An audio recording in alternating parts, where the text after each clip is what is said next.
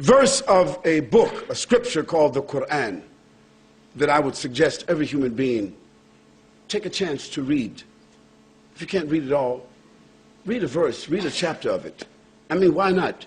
You watch TV, you got 100, and if you got cable, you got 700 something channels, including those adult channels. If you got a computer, you're surfing the web. But then go to Google or Giggle, whatever search engine you got, and just put in the word Quran. Quran. Yeah, Quran. Just put it in there. I dare you. I'm not telling you to put it in there because of religious purposes. Just put the word Quran in there and see how many hits that you get down there. See how many. And then just click one and just listen. Listen to the Quran.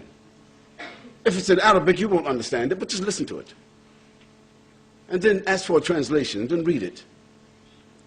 Well, in one of the chapters of the Quran, this is a book of 6,626 verses, 114 chapters, that was revealed to a man called Muhammad, the son of Abdullah, who himself claimed to be a prophet of God, like Jesus, like Moses, like Abraham, like David, like Solomon. He claimed to be a prophet. And we believe, as Muslims, that he was a prophet. We believe that this Quran was, in fact, revealed to him. This is what our belief is. You don't have to believe that, but we do. In this book, among other things that I'm going to tell you about this book, there's a verse that says, أعوذ بالله من الشيطان الرجيم بسم الله الرحمن الرحيم تبارك الذي بيده الملك وهو على كل شيء قدير الذي خلق الموت والحياة ليبلوكم أيكم أحسن عملا. Says, glory be to the one in whose hands, whose power there is all the dominion of the heavens and the earth that you and I cannot even imagine.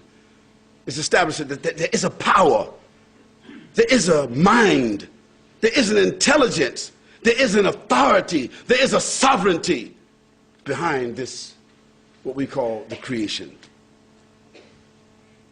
وَهُوَ عَلَى كُلِّ شَيْءٍ قَدِيرٌ.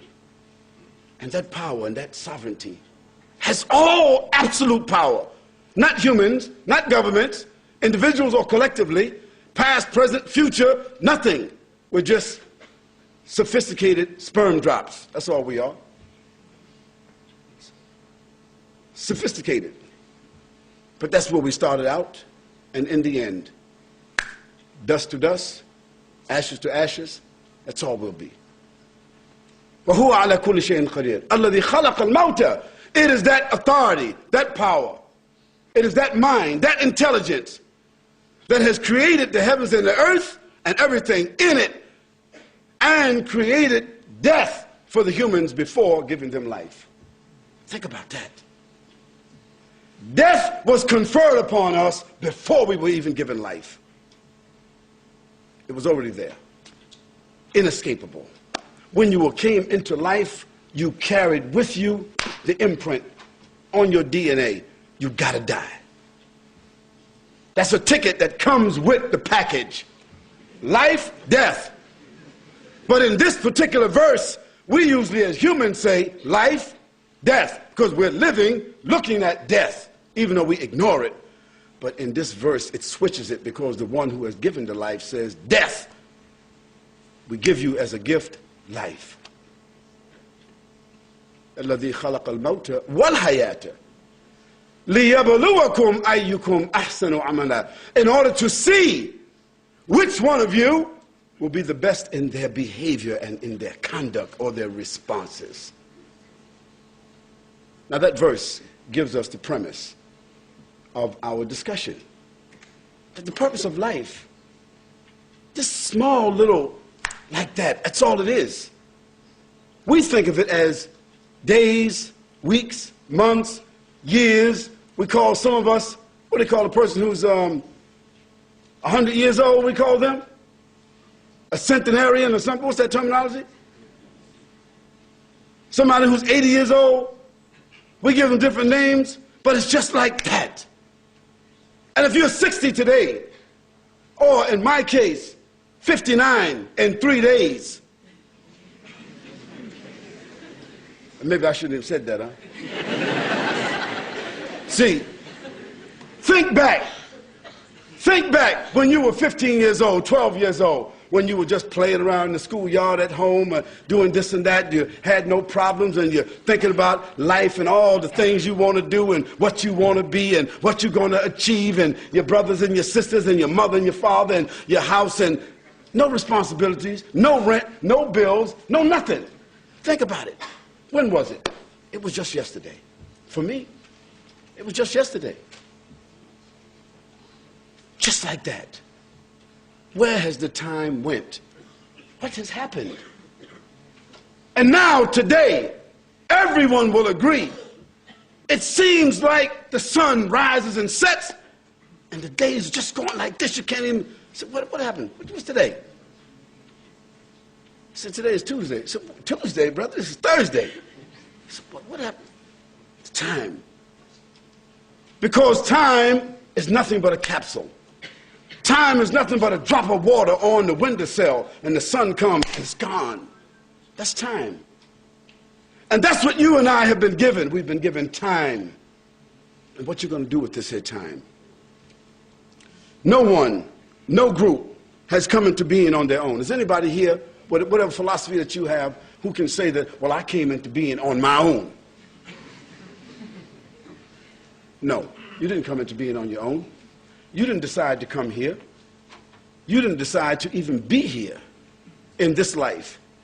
You were brought into life. You were conceived by your mother. And if some of you think that you were born by some type of immaculate conception, or even you came through some hallway or something, and even test tube babies, even those babies that are born when people are, those mommy families, you know what I'm talking about. The daddy families who are buying the sperm off the internet and, you know, to have their own nuclear family.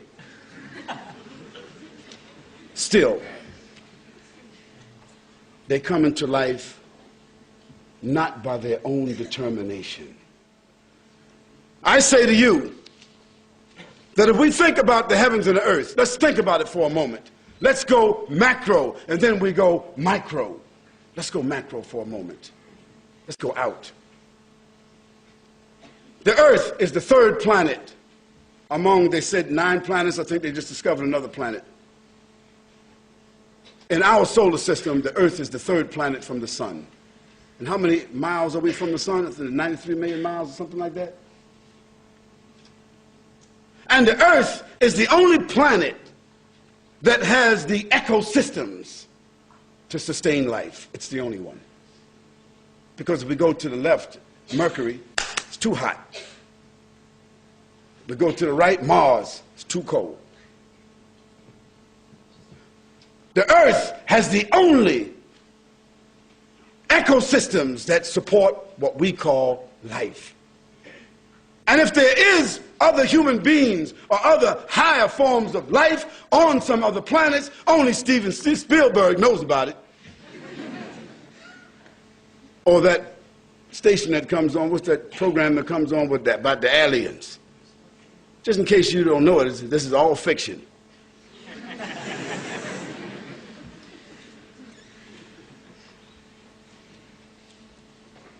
And our solar system has a sun, which is a star. And our solar system is dependent upon the energy of that star. It's called the sun. Yet our sun, with all of its brightness and power, it is one of the smaller stars in the Milky Way. Did you know that? One of the smallest. One of the smaller stars in the Milky Way. And the Milky Way itself has 56 billion stars like our sun. And the Milky Way, as a galaxy, is only one of the smaller galaxies in a nebula. Can you imagine this?